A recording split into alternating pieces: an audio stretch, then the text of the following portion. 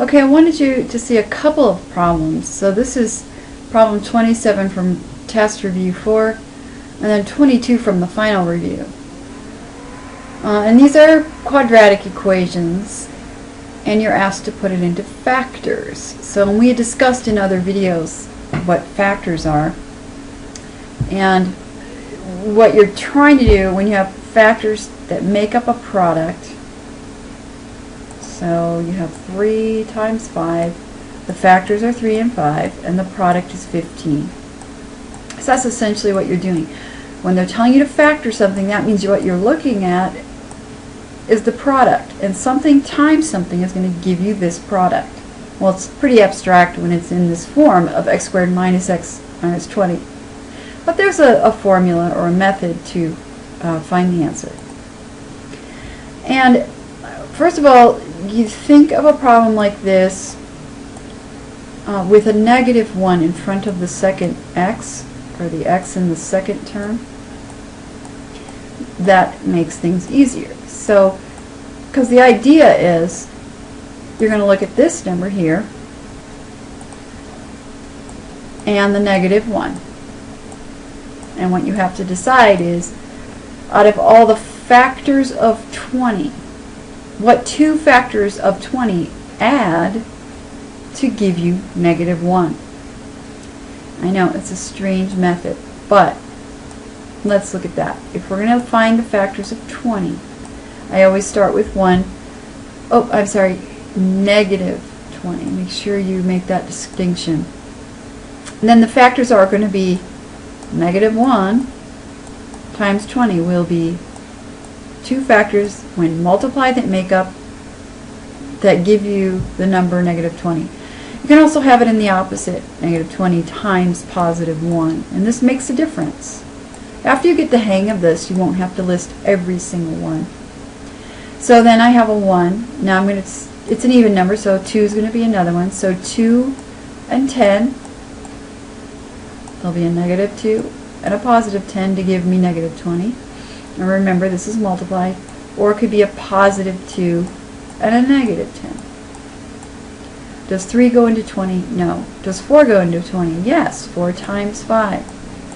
So 4 and 5 are 2 factors of 20, and it's going to be negative 4 times 5 or 4 times negative 5.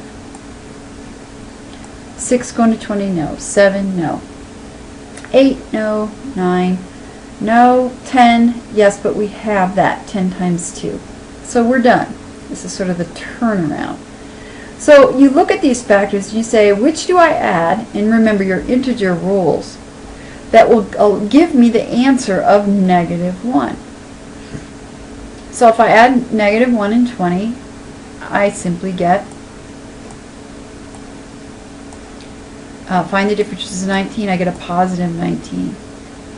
If I add negative 20 plus 1, I get negative 19 because you find the difference, but you use the integer sign of the larger number. Once again, if I add negative 2 plus 10, I get an 8. You find the difference and you use the sign of the larger number. If I add 2 plus negative 10, I will get negative 8. Because you find the difference and the sign of the larger number. So obviously we're going to have our answer in one of these combinations. So if I add negative 4 plus 5, that will give me a 1. Because I find the difference and use the sign of the higher number. Find the difference between 4 and negative 5, or add them. And now my answer is negative 1. So this right here is what I'm going to use. 4 and negative 5 are the 2 magic numbers. So the formula is I'm going to be making factors.